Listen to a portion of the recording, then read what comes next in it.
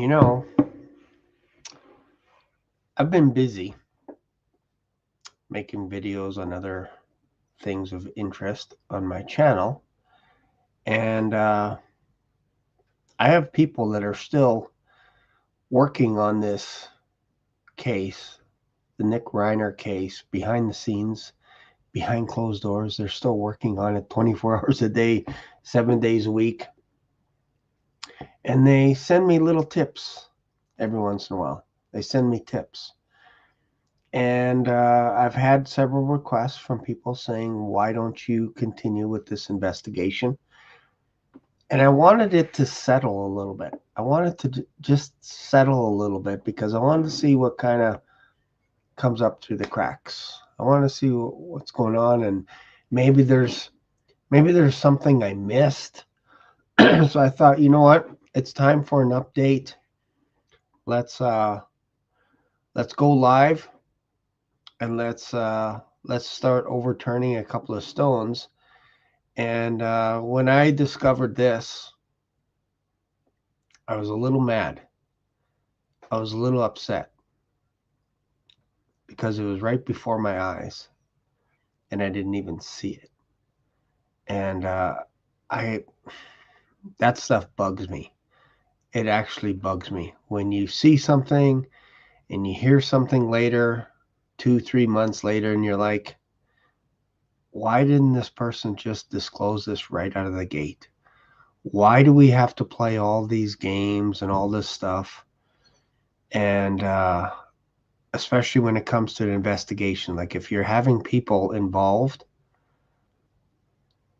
why not just let us know how involved you are right out of the gate? And then I can respect that a little bit more. But if you don't let us in, and if you don't tell us something, and then we find out about it later, it gets weird. It gets suspicious. We don't trust you anymore. So we're going to be diving into this Nick Reiner case, and I'm going to present some video footage that I have, and we're going live, so it could be a little bit rough. Around the edges, so just bear with me, and welcome to Black Swan Investigates.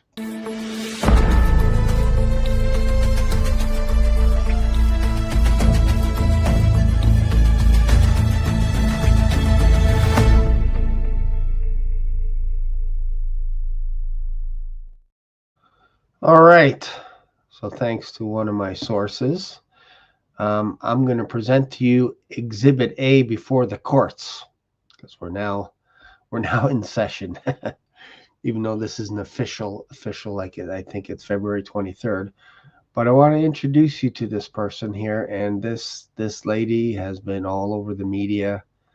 She's been all over the place. She's like the top retired FBI agent out there. So we're gonna look into this person a little bit. And we're gonna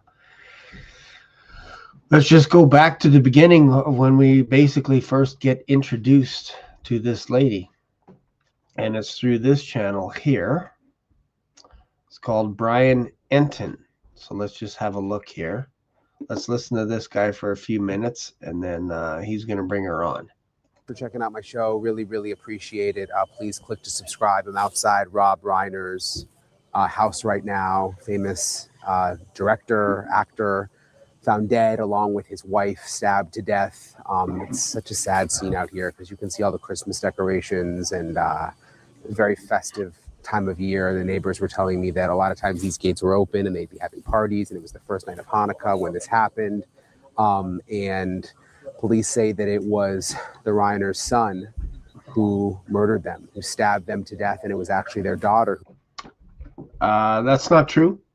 At this time, that was not true. Let me just see if we can see the date here. Let's have a look here. This date, when did this come out? December 16th, so this is 2 days later. So they said they did on Tuesday, they arrested Nick. under suspicion of murder, 2 counts of murder.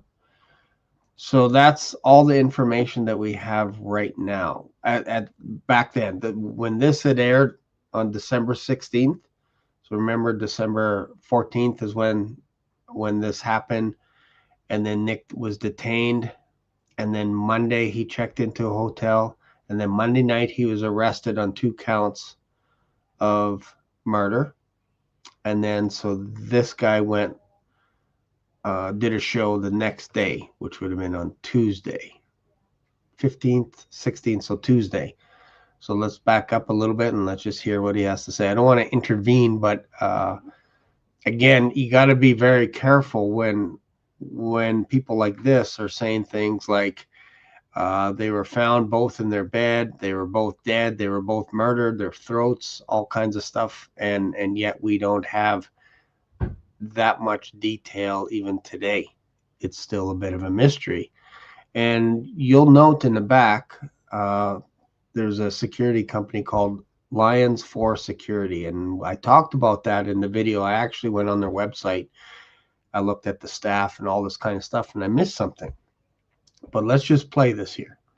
It was the Reiner's son who murdered them, who stabbed them to death, and it was actually their daughter, who lives very close by, who showed up here and discovered the bodies and then told police that she thought that it was her brother who did this, according to sources who we... Again, that's a lie. She did not say that her brother did it. In fact, she only discovered her father, and I show this in other videos. So now this is not the truth. He's not telling you the truth. The truth is that they were murdered in separate bedrooms, separate places, separate times. But then the LAPD pulled the report so that we couldn't tell exactly the time of death and all this kind of stuff. So it's a little bit mysterious still to this day. But when these guys were reporting it, they're like, oh no, Nick snuck in and he murdered both his parents. And then it changed. Romy actually didn't call 911 and didn't tell the police that her brother should be on a suspect list. It was her boyfriend / roommate that actually made the 911 call. She only discovered her father. She only discovered Rob Reiner was dead and ran out of the house. And then there was also rumors as well that Billy Crystal was the first person that Romy called, a Jewish man. Remember that, a Jewish man. This was happening on Hanukkah. And I've talked about this. I said this is oddly suspicious because Brentwood is riddled with crime, break-ins, burglaries, and sometimes these people don't have alarm systems. They have security companies that they use, but they don't always have surveillance. They don't always have cameras, but they do have alarm systems. And this place has been broken in. I talked about the Ring Gang, the Bling Gang that actually would target celebrities and break in to homes. Sometimes their homes would be left unlocked because they would go to various Christmas parties. And this home of the Reiner residents, they would also have Christmas parties. So just put all that on the shelf. That again, Billy Crystal was the first person that Romy called. Billy Crystal is a Jew on Hanukkah. Hang on to that stuff. Put that on the shelf. Let's continue. Spoken to. So in this episode, I'm going to go over everything new that I've learned about what happened, about what may have led to this, and then also you're going to hear from a woman who lives very close by, who I met with, who was here very soon after all of this happened. So I'm getting into all of that in this episode of Brian Intimate Investigates. Hey guys, so I'm here outside the Reiner house. Been here all day, pretty much gathering information and trying to sort out exactly what happened here. Again, it's just such a tragedy. Basically, what happened is on Sunday, it was around 3:40 in the afternoon when Los Angeles police got the call that Rob Reiner and his wife, Michelle Reiner, were found dead inside their home, stabbed to death. And it was actually their daughter, who I am told by neighbors lives in the area, lives very, very close across the street, had come over to check on them on the first night of Hanukkah and got word that something may have been wrong, went in and found them dead and called the police. And then. Okay, so the reason why Romy went to the residence was because on Sunday afternoons, Rob and Michelle would get massage therapy. So the lady showed up, buzzed, no answer, buzzed again, no answer. So then she called Romy and said, hey, for some reason your parents aren't answering and we have an appointment today, this afternoon, and they're not answering. So Romy comes over, punches in the code, goes inside, discovers her dad murdered. That's what actually happened. So she wasn't just randomly doing a welfare check. It was because a massage therapist was showing up to give Rob and Michelle massage therapy. And told the police that she believed that it was her brother, Nick Reiner, who may have been responsible for the killings. Nick Reiner has had a history of substance abuse issues, of mental illness, and I'm going to get into that in a second, and it's a very, very sad part of this story. So she told police who she suspected, which was her brother. I'm just looking at some of my notes here from earlier today. What's interesting is maybe when you guys were watching the press conference from that first night, there were a lot of questions about why in that press conference the police were saying that they were not going inside the house at that point. They were saying, oh, we don't have a lot of information. We're not even calling it a homicide yet, and we haven't actually gone in to search the house yet. And I learned today that is because the son, Nick Reiner, was residing inside the house. He was living at this house right now.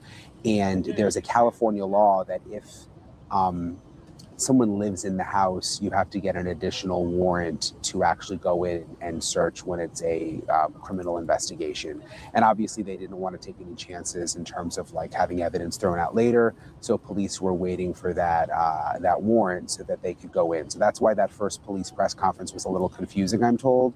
Also, I'm told they did not want to let Nick Reiner at that point know that they knew he was a suspect then. That's why they were kind of playing it all close to the vest at that point. So, not sure I buy that.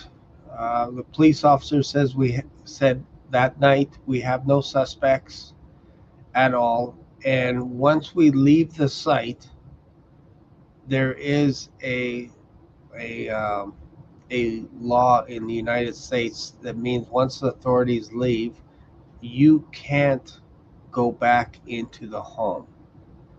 And I think I have to go back into the look. I'd have to go back and look it up, but I think it's like your Fourth Amendment, I believe, where you have the right to not be unreasonably searched. Like you can't just have authorities show up at your door and just walk in. So they had to wait for a judge to issue a search warrant. It's not because there was an additional person there. It was because if they're going to conduct a crime scene investigation at the residence, they needed a search warrant. So notice how they mix this up a little bit and they try and blend it in. And right away, oh, Nick's mental. He's mental. This is why he did it. Because he's mental. He did it. And TMZ was notorious for this. They're just running all over the place. And they're the first one. For some reason, they always seem to be the first one. And they did a documentary on how crazy Nick was. And yet, when you talk to like the people that were running the hotel that checked Nick in, they're like, yeah, the guy just seemed normal. And actually, we never found any blood in the hotel room. Not enough to call. Like it was just, typical, like maybe a little bit of blood on a towel or something, but that's nothing. So it is weird that right away they're so aggressive on putting Nick away for life before he goes to trial. It's weird. According to sources who I've spoken to, they say that, and this is kind of just awful, but that Rob Reiner and his wife Michelle had their throats cut, and that's how they were killed, which is just, again, just terrible and awful. So how would they know this already if the police aren't allowed to disclose that information? Again, we're just being investigative here. We're just asking the questions. How would sources know that their throats were slit? How would they know that? How would they know this stuff? They don't know because the police aren't talking. They're not saying anything because if they do, this case can get thrown out if they don't do it by the book. So how did these guys know that their throats were slit? Who is the source? And I have an idea as to who the source is. To think about, and apparently after this all went down and police started to show up, Larry David and Albert Brooks were among some of the celebrities who showed up here to sort of see what was going on because they are friends with the Reiners. I'm just pulling out my computer because I had some more information on here. I'm going to get to in a second an interview I did. There's actually a former FBI agent, retired FBI agent, who lives very, very close to here, who's a friend of mine who came over right away. A friend of a friend. I'm getting so sick and tired of a source of a source of a source, a friend of a friend of a friend. Like, I get agitated when I hear that stuff because there's not any names mentioned. I know who this person is that he's talking about right now, but it bugs me because TMZ does the same thing. A source whom we can't disclose said their throats were slit, said that Nick's medications were changed and all this stuff. And it's all hearsay, and it's so rampant before February 23rd. Like it's already like the jury is in. He's been tried, sentenced, and executed already. It's again, I'm disgusted at this whole process. I really am. Way when she got word that something was going on over here, and she has a really interesting perspective on what she saw because she got here so quickly. So I'm going to have her full interview in a second, but I want to go over a few more of the details that we've. And again, keep this lady that we're going to be introducing. She arrived here so fast. Got to ask yourself, how would she know? How would she know that Rob and Michelle were murdered, and how would she know how they were murdered? How would she know? You got to ask yourself this question because this is the first time we're actually seeing this lady. Figured out today. TMZ is reporting that Nick Reiner, the son, right now is on suicide watch. He has been arrested. He has been charged with murder. He's in the jail in LA, and he is apparently on suicide watch, according to TMZ. Initially, his bond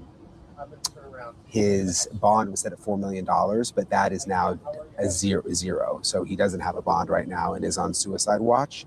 And what's also interesting about Nick is he said, I am innocent, somebody is framing me. That's what he said. And TMZ, what's his name? Levine, the guy that runs TMZ, he's like, oh, could be because he's coming off his meds now. That's why he's acting normal. That's why he's freaking out, saying they set me up. They took him off suicide watch. He wasn't a threat to commit suicide. He wasn't a threat when they arrested him. He was acting normal when he checked into the hotel, and I've shared a reason for that. I think it's because the police detained him Sunday night, and when you detain someone, that's not the same as arresting the person. But they probably said something like, hey, don't leave town. Don't leave the country. We might have more questions for you. And if you need a ride, we can drop you off at a hotel nearby. And that would be my hunch as to what I think happened. Is somebody dropped him off because he doesn't have a driver's license, and they're encouraging him to stay close by. That's just my thoughts on that. So, sources of the sources say that, again, that stuff drives me crazy. And as we reported, prior to Rob and Michelle's stabbing, the son got into a very loud argument actually at a party on Saturday night, the night before. Again, that's been disproved now because sources close to the family have said it was nothing. It was nothing. Because it's either something or it's either nothing. If it's something, then you got to ask, why didn't Conan O'Brien call the cops? Why didn't he call the cops? He didn't call the cops. And again, sources, I think it could have been Romy. It could have been Tracy, one of Rob's other daughters, could have said, you know what? There was no argument. It wasn't even, it was blown up in the media. The media actually blew this into something. So you have to take that with a grain of salt, what he said, that there was an argument. Again, I could also put on the other side and say there was no argument. So you kind of have to throw that out. Because people's medication has changed, that doesn't mean you murder people. Because you gain weight, that doesn't mean you murder people. Even if he did have an argument at a party, that still doesn't make you, that doesn't equal that you're a murderer. But they're saying that he didn't have an argument.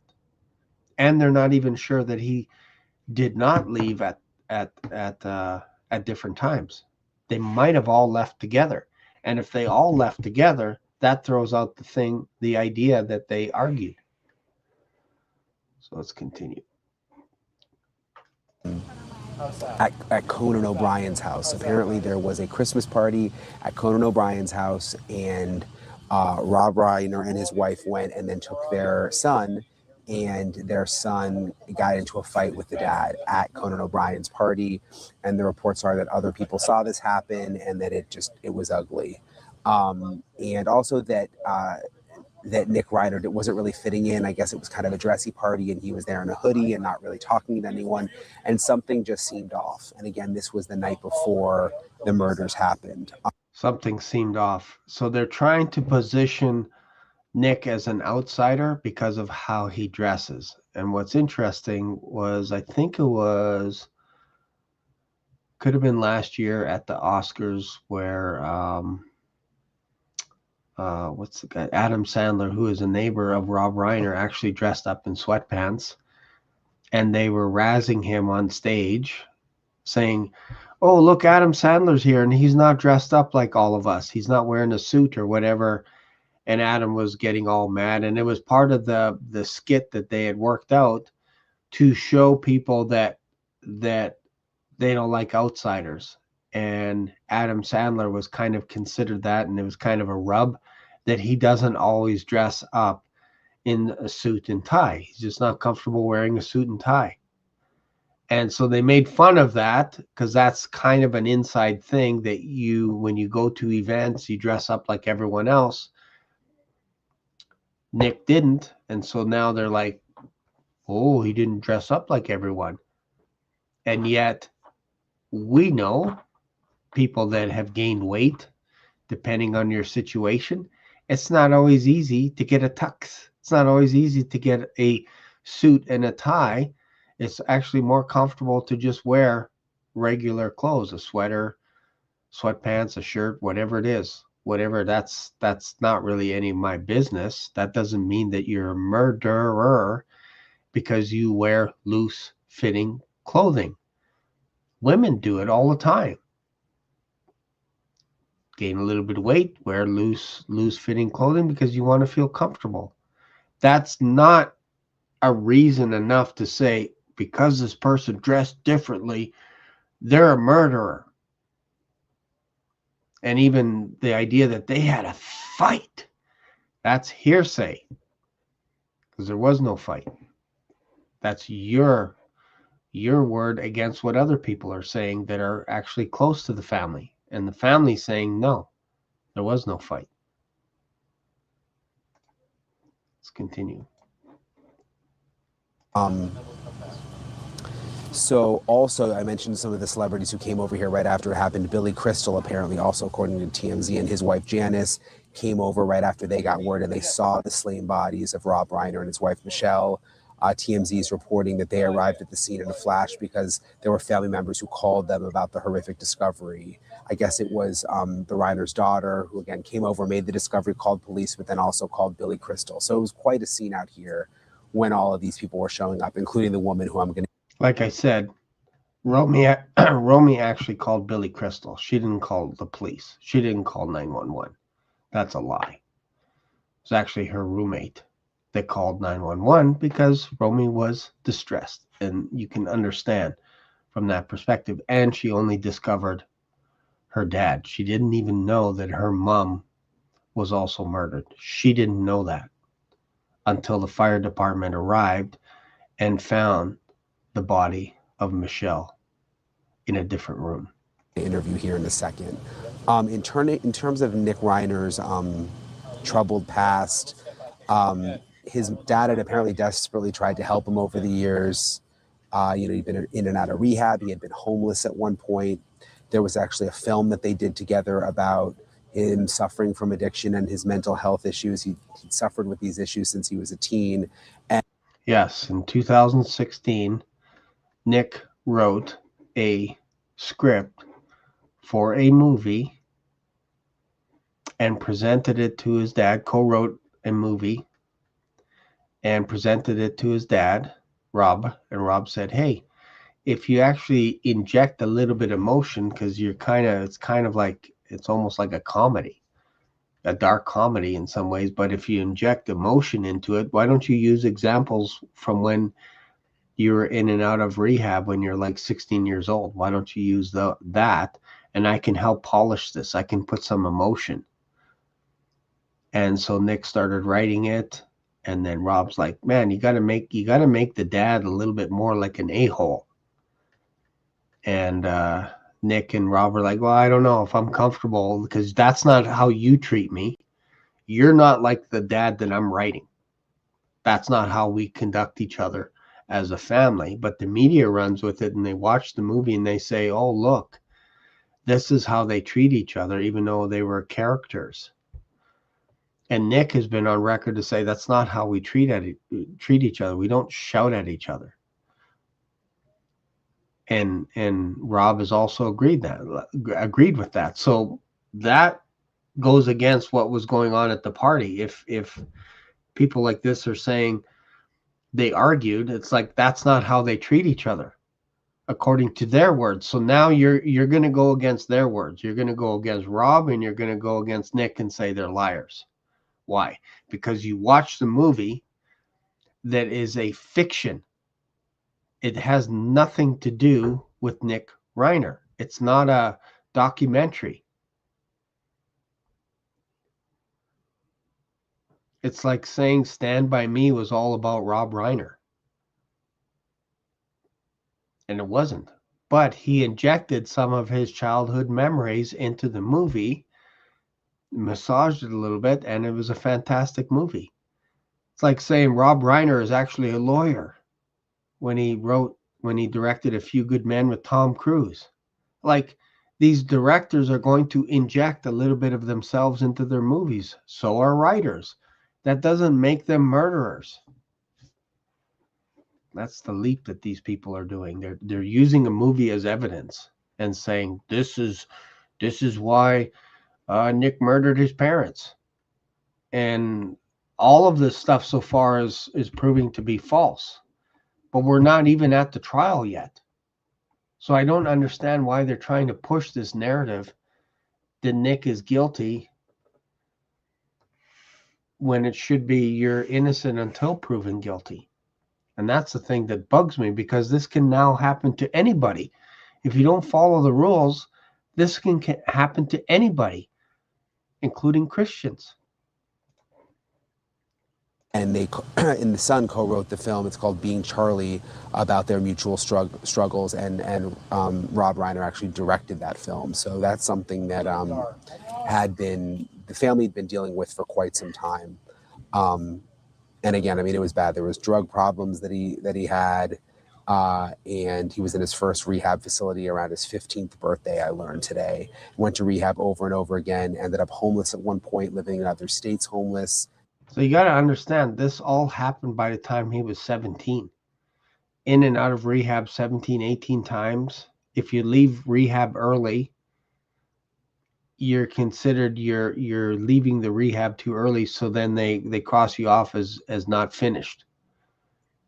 And then because Nick didn't have a place to go, he would stay out on the streets at 15, 16 years old until his parents came and got him until he went home. So that's what they meant by homeless. This was all before he was 18. And then for 3 to 5 years later, he is working on a script.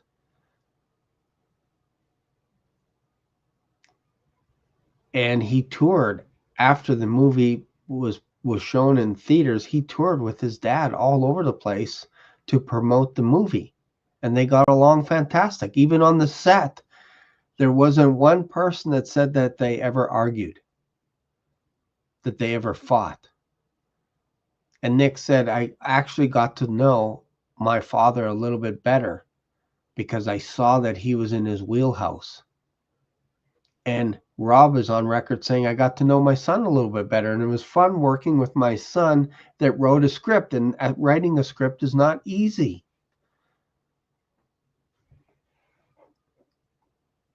Maine, New Jersey, Texas, homeless as a teenager. So he really had a troubled past, the son. But I don't think anyone expected that it would result in violence quite like this, where he would come into the family home where he was living and literally stab to death his mom and dad. So I think this entire community is shaken right now.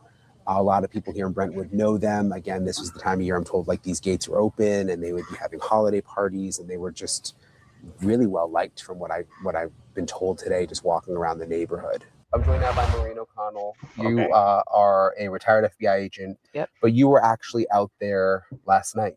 Yes, I went there yesterday. What happened? I got a So this is interesting. So I'll just back this up. This is Maureen O'Connell, and hope I'm saying her name right. But notice how she shows up quickly. And I'm just going to let this play for a bit, just so you can get an idea. I want you to put on the shelf who this person is. And I also want you to think about what she's not saying. And this will make sense in a few minutes here. So let's go. A lot of people here in Brentwood know them. Again, this was the time of year I'm told like these gates were open and they would be having holiday parties, and they were just really well liked from what I've been told today, just walking around the neighborhood. I'm joined now by Maureen O'Connell. You are a retired FBI agent. Yep. But you were actually out there last night. Yes, I went there yesterday. What happened?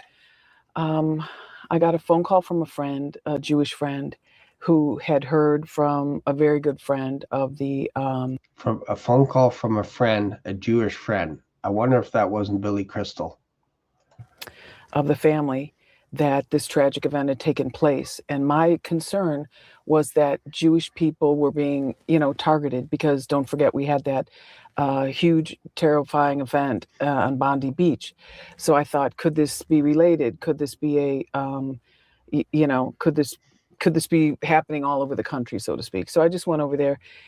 So she knew about what was going on at Bondi Beach, which is kind of interesting because, again, you can only keep up with so many stories. This didn't come out about Rob Reiner until the next night, arguably late that night, and most people didn't get wind of this until the next day.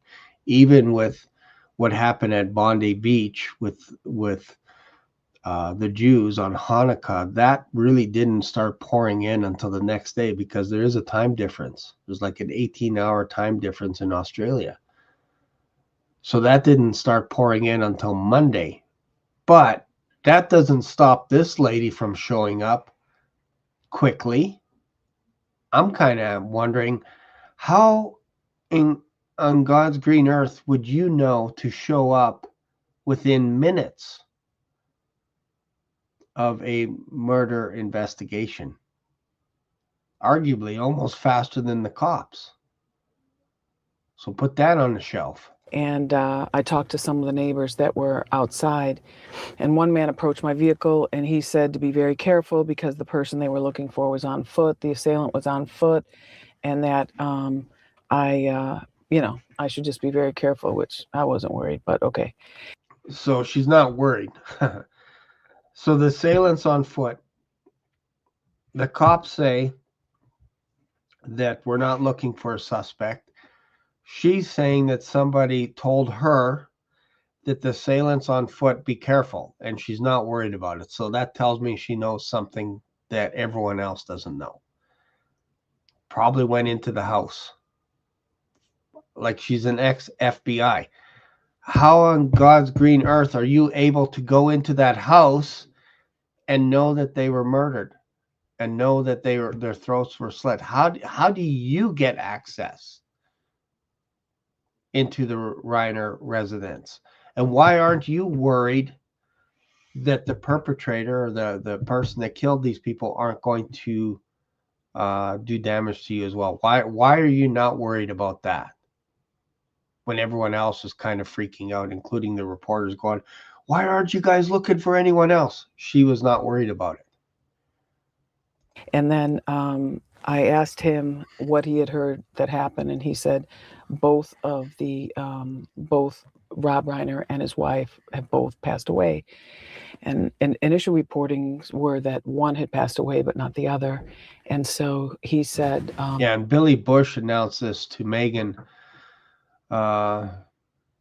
Kelly, saying that actually there was a dying declaration. Michelle was put in an ambulance, and then Romy went into the ambulance, and Michelle leaned into her and said, Romy, it was Nick, your brother, that did it. He stabbed us both.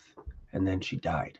Dying declaration. That's what they tried to push. That turned out to not be true. And this Billy Bush character, I can't stand this guy as far as I could throw him. If you don't remember who Billy Bush is, I showed a video where he's being interviewed by Megyn Kelly, and I'm a little bit frustrated at Megyn Kelly, to be honest. I think she can be better. She can be a better person. But she brings this slime ball on, Billy Bush, and he's like, it was a dying declaration. Then we find out that was actually a lie. And if you don't know who he is, Billy Bush was the guy with Trump on the bus. Remember the first time around when Donald Trump was elected or becoming a president, and he had to go all over the place? Well, Billy Bush was in with Donald Trump on a bus as Donald was sharing about how he likes to grab women constantly. And Billy Bush is like, yeah, I kind of like that too. Give me some more tips. Slime ball. Both of these guys were slime balls. So now you have Billy Bush. We're going to trust him now. Slime ball number one. We're going to trust him. We're going to trust his word. And I was like, right out of the gate, I'm like, this guy's lying. And then we find out later he is lying. So again, how did this lady get access? It has to be more than just somebody told her, oh, they're murdered. How did she know? No, now it's both. And, unfortunately, that turned out to be true. Many people in the neighborhood say that the son, Nick, had been troubled. I'm glad she has notes. I don't have any freaking notes. You need notes to keep track of all this stuff? I don't have any notes. I have a memory. This should be implanted into your memory. You should know this stuff. Why are you looking at your notes? Somebody's feeding you something. I'm sure you are my number one suspect right now.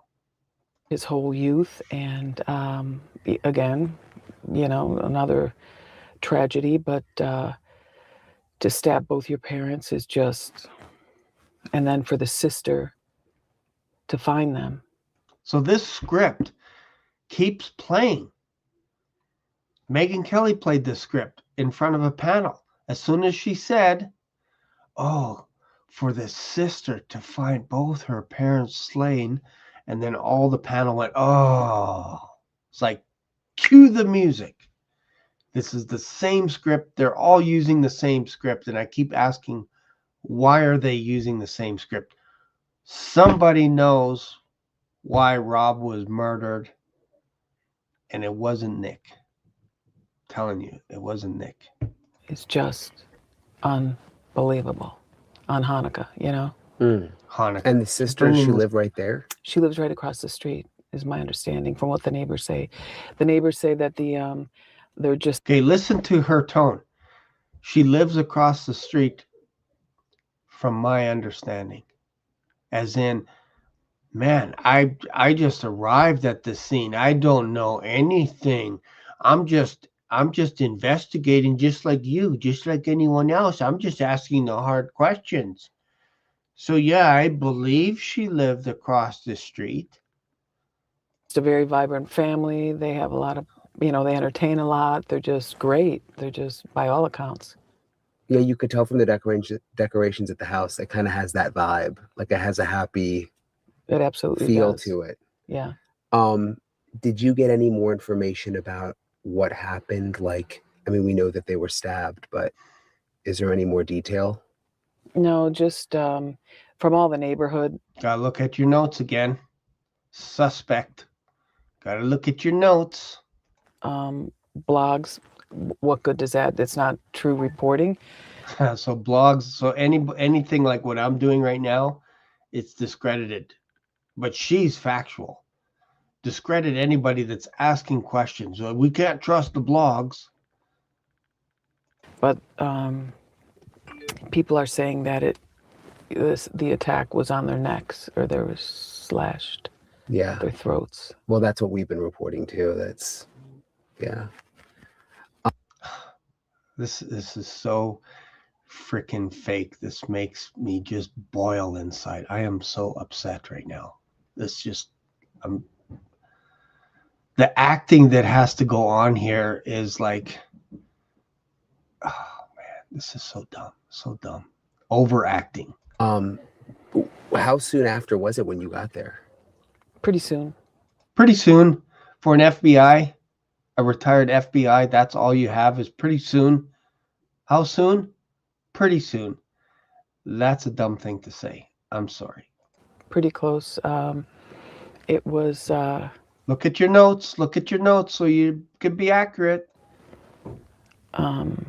First of all, I could hear from my home, I could hear and see all the helicopters. I mean, like 4 or 5 helicopters circling. And so I knew right what part of the neighborhood. You knew from helicopter circling. There's no way you're going to know what home when a helicopter circles. You're lying. You're probably asking, why am I so hard on you, on this person? I will tell you in a minute. They were in. And so I just rolled over there and vectored my way in from the helicopter. Vectored my way in. I triangulated the 4 helicopters, and I saw one was over here, and then one was over there, and then I vectored my way in. Yeah, whatever. Do you know why, when I was watching the press conference last night, they kept saying we're waiting on a warrant? Yeah, you have to have a warrant. Even when there's been like a murder? Well, they're not the only 2 people that live there. There's another, the son was a resident of that location. And it's just what we do in California, and it's the best practice, I would say, anywhere. And the reason you do that is because evidence can always be challenged, and in a big case, it's going to be challenged all day long.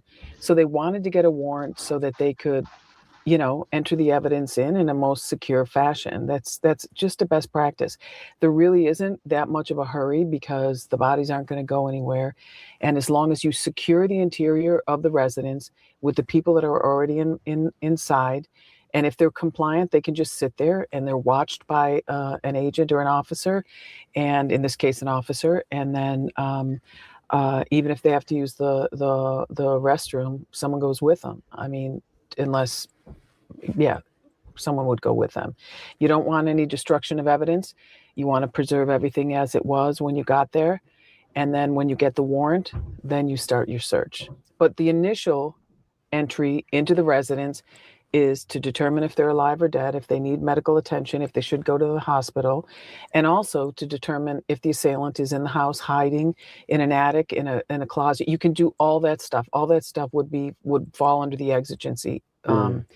So you can look for all of that. But once that's done, the house is, you know that the assailant isn't in there. You sit everyone down and you just wait. You wait for the warrant to be written. And you actually leave. The cops actually left. And the bodies were there for at least 6 hours. At least 6 hours. Again, according to TMZ, which I don't trust as far as I could throw them, they're saying that Nick and Michelle were murdered before midnight on Saturday, which means the bodies would have been there for almost 24 hours, sitting there in one spot. However they were found, they were not disturbed for 24 hours, which is very hard to have an autopsy report that is legit. The further out you go, if it's days, weeks, months, years, it's almost impossible to figure out what happened. The closer you are to when they were murdered, the better. At 9 o'clock, 9:30 on Sunday night, the LAPD the homicide division / robbery division, which I still believe that this was some kind of a robbery that went wrong, said that the coronary had not shown up yet at 9:30 at night. And all the investigators or all the reporters were like, what? You mean the bodies have been there all day? Yes, but they're not disturbed. Why aren't you back in the house? Well, we can't do that. We need a warrant. Why don't you have a warrant yet? We're working on it. Probably because judges were asleep at night. Why aren't you looking for people? Well, we don't have any suspects, and we can't investigate until the wee hours of the morning. That's most likely why Nick was checked in at a hotel on Monday. Lots of stuff, man. Signed off on by a judge, and they work all weekend, 24 hours. You can go to their houses, if need be. And then they came back with the warrant and executed that warrant all night. They were likely, I was on the FBI's evidence response team for many, many years. So they were doing large samplings of whatever blood was there, because oftentimes in a knife fight, the assailant gets cut also, and that puts them right there. Interesting that she calls it a knife fight. That's interesting to me. I'd hang on to that. Why did you say knife fight? Why'd you say knife fight? Bleeding on scene. So they're not going to just take a swabbing of this and a swabbing of that. They're going to take multiple swabbings everywhere. And if the son was in there, if Nick was in the house and he had cuts on his hands, that's something they're going to be looking for. Any type of defensive wounds. His dad was a big guy, and if the fight was on, then there's going to be evidence of that. Yeah, I'm just thinking. Interesting that she said, I've heard this before. Rob is a big guy, and if they're fighting, it's kind of weird that she's saying this, that there should be nicks and scratches and all this kind of stuff over Nick. And when he showed up at the hotel, the people checking him in said there was nothing that looked like out of the ordinary. He didn't have any bruises, no scratches, nothing. He just looked normal. He looked normal. So that kind of goes out the window, and I'm not sure why she's stretching this out a little bit. Not sure why. You would have a better visual of this than me, but slitting both of their throats. How wouldn't one of them be fighting back? What are you doing to the other one and running out? Or, you know what I mean? You're going to go after the stronger one first. I mean, from a animalistic. So now Nick has to be a ninja, basically. He has to be so good at tackling Rob, his dad, who's bigger than him, and then while his wife Michelle is also there because she was killed in a different room. So you just take 1 5-second look at Nick and you're like, this guy is not a fighter at all. He couldn't even fight his way out of a paper bag. And now you're making him like this guy has to be like Bruce Lee or something all of a sudden. He has to know tactics as to how to take people out and how to slit their throat and all kinds of stuff. It's bizarre, man. It's bizarre what they're doing here. They're literally assassinating Nick's character.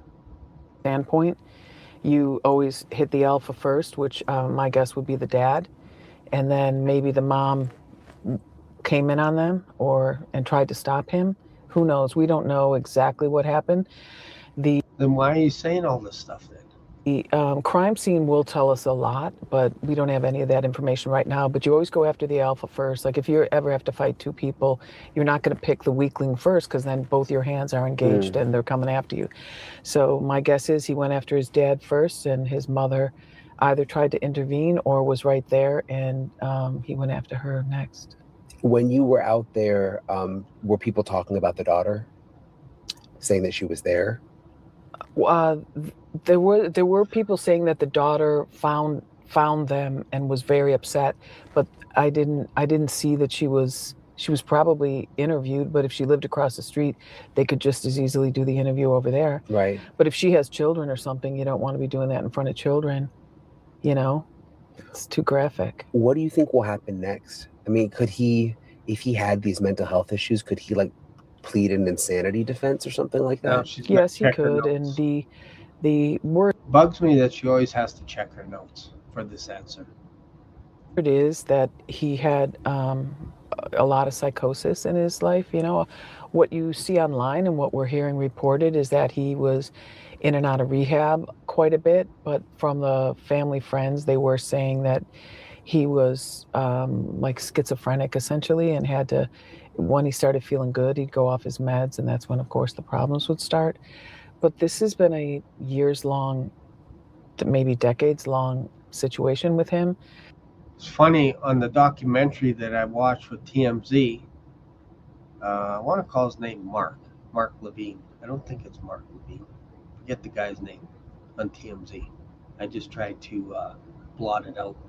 But he said that there was nothing to suggest that Nick was on meth over the last 6 years. He was clean as a whistle for the last 6 years. No arrests, no warrants, nothing. He was clean. According to TMZ, which everybody loves,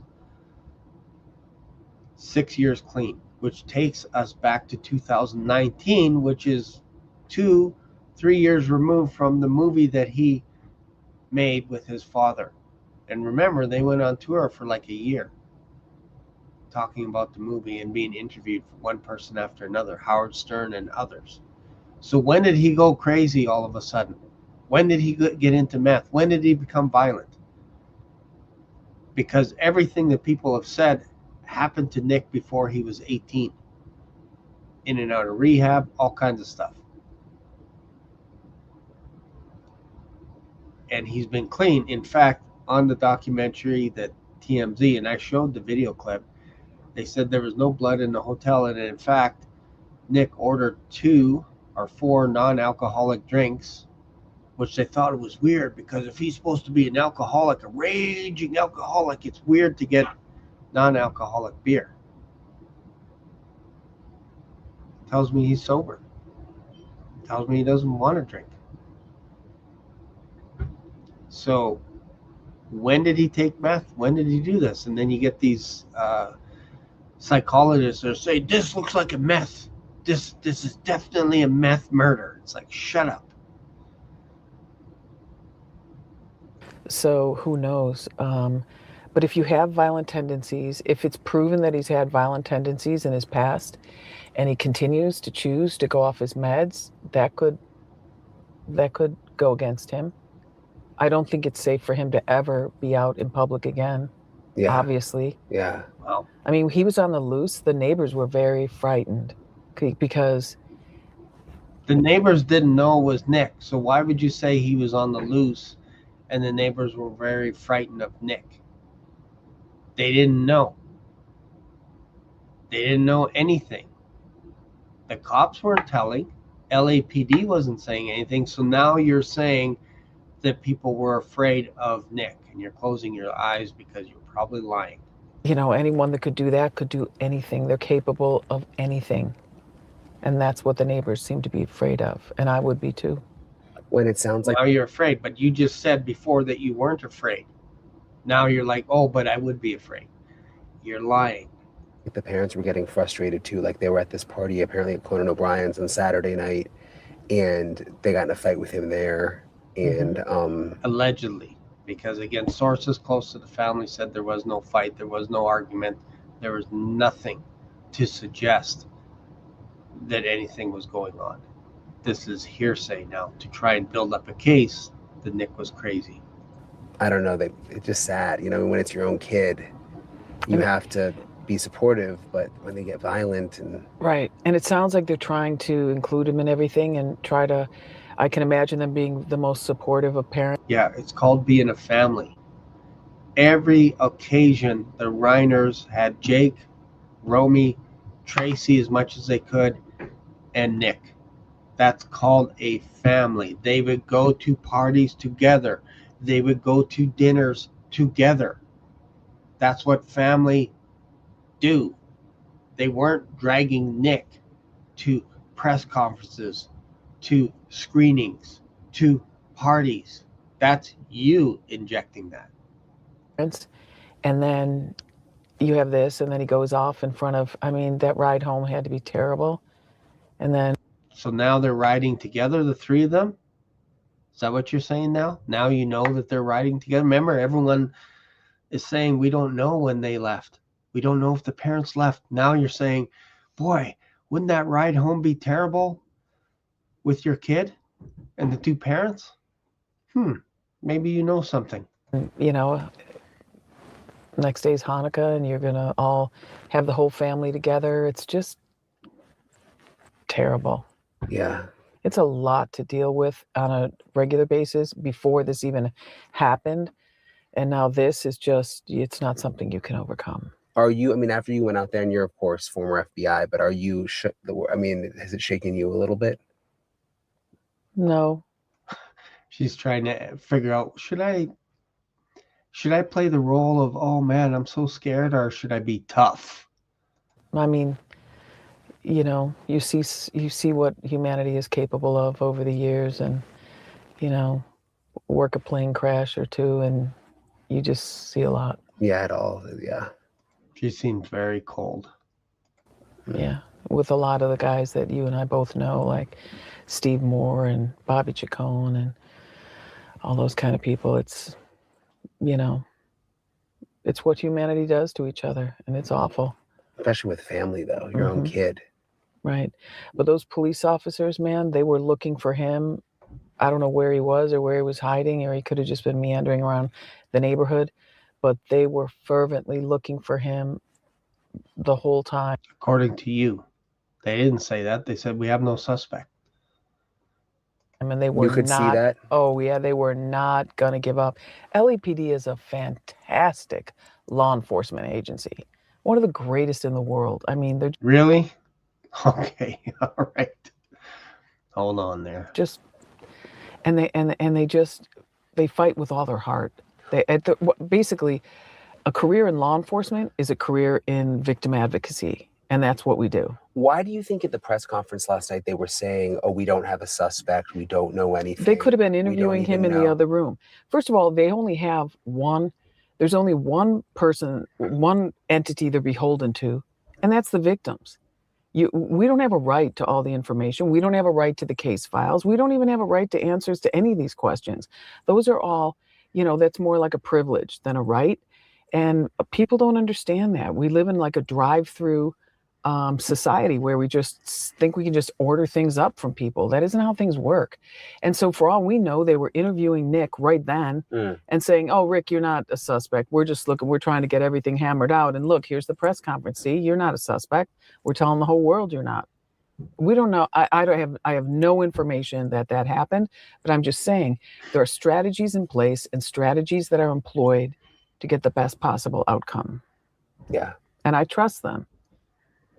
But it was apparently My friend that was there at the that press conference said it was bananas. There was screaming the whole time. Yeah, I heard that. I could hear everybody talking at once, but I didn't realize that it was that frenzied. Yeah, it was a frenzy. Well, thank you, Maureen. It You're was welcome. Nice meeting you. Nice Thanks meeting for you talking too. with me. Okay, so first time meeting each other, I guess. All right, so why am I suspect? Well, let's go to this. I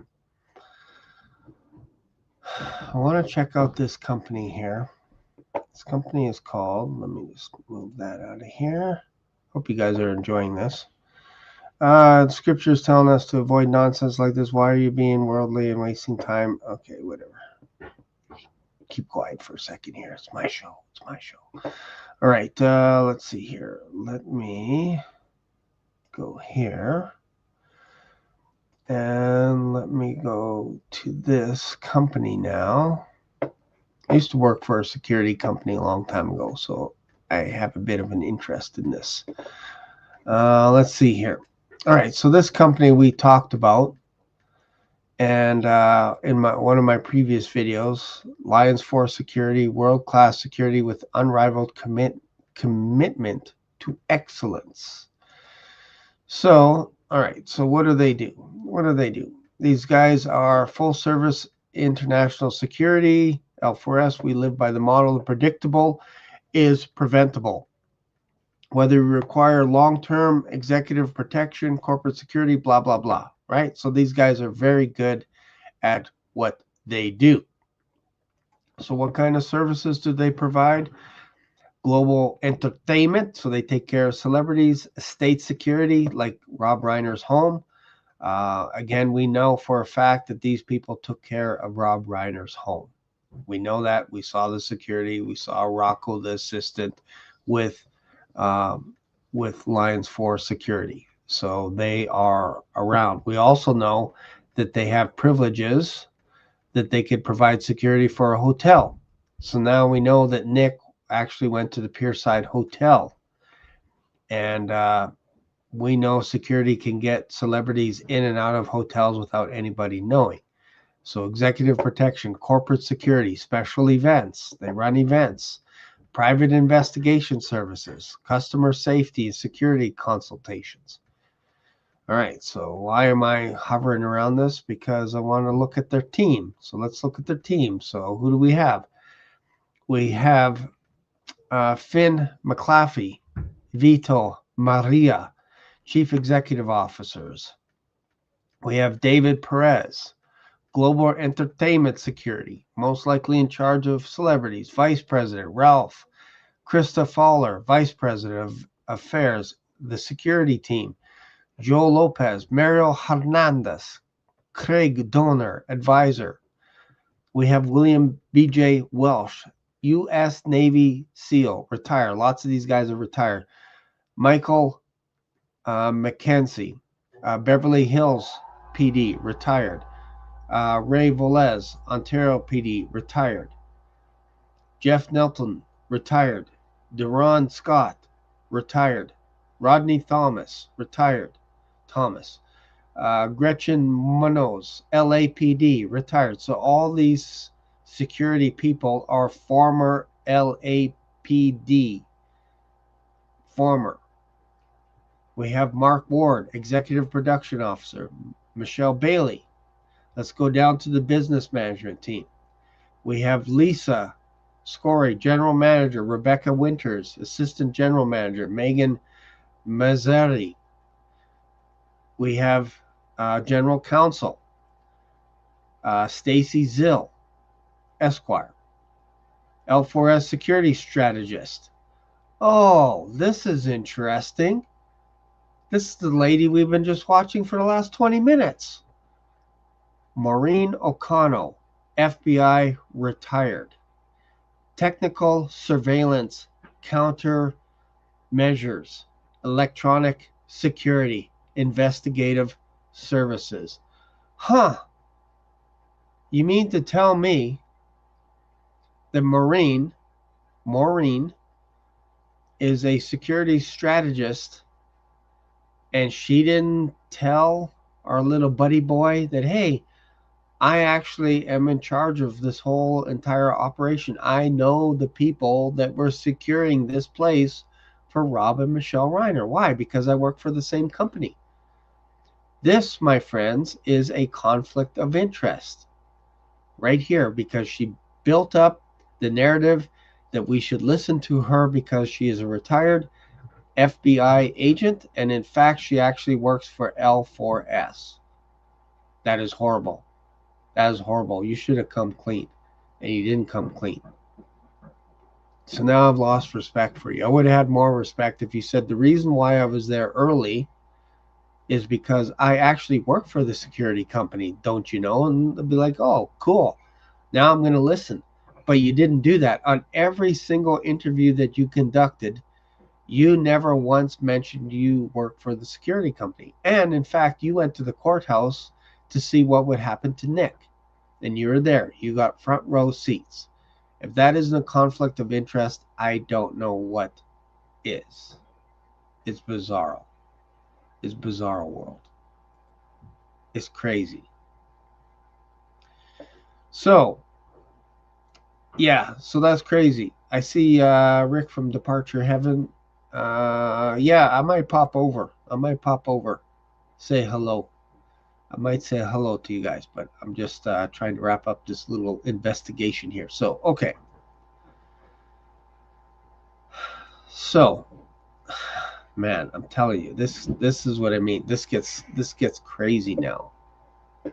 Because why would you have this lady not even mention the idea that she works for this security company? Why would she do that? What would be the reason for it? Like it feels like this is some kind of an ego thing, an ego boost. But you'd think you'd want to come clean at the beginning, and she didn't do it. She didn't do it. So yeah, so I hope this helps some people to kind of go, you know what, there's more going on here. We may never get to the bottom of this stuff. But because, like I said, people are like, why are you interested in this thing? Why are you interested? Well, I was a hotel manager for 4 years. Okay. I was also involved in security for several years. I've also been in the entertainment business. I had an agent. I tried to get into movies, all kinds of stuff. Shot people, kidnapped people, drove cop cars, dressed up like cops, dressed up like FBI agents. Had fun. So I kind of have an interest in this kind of stuff because I grew up following all these Hollywood movies, watching them. I can't tell you how many times I watched A Few Good Men. So when one of the greatest directors and his wife gets slaughtered, you got my attention. You got my attention here, and I don't care if it ticks some people off. Like, why don't you just? Well, look, it's my channel. I can mix it up. I can mix it up with the best of them. I could talk about this investigation. I'm not doing all of them because there's other stuff going on. I'm like, I just don't have time for all the other stuff. But this is interesting to me. This is interesting to me. So I hope you guys got something out of it. I don't think I'll do this like every single day, but if something else pops up, and again, I have sources that are working on this stuff. So I appreciate that. If you guys come across something, I have more footage of Rocco and actually Alan Jackson walking in. So I do believe that Rocco is Rob Reiner's assistant. But now we're also getting wind that Rocco actually lived there on the with the Reiners and took care of Rob and Michelle. So it's like, well, where were you when they got murdered? Where were you? You have access to all the codes as well. We know that Nick and Michelle and Rob were together. So where were you guys? You and your assistant Missy. And all of a sudden you show up the night after the murders saying, I can help. I can get you guys. I can get the LAPD inside. I can get you guys all access to everything. Well, I'd be interviewing you as well. and I'd be interviewing this lady, Maureen O'Connell. There's something fishy, man. Like this rabbit hole is deep. So I hope you got something out of it. If you have, make sure and subscribe to this channel. Leave a comment, send me an email, and share this video with someone else. Appreciate you guys. And again, thanks for hanging around for the last hour. Appreciate you guys. And I'll see you in another video. Bye for now.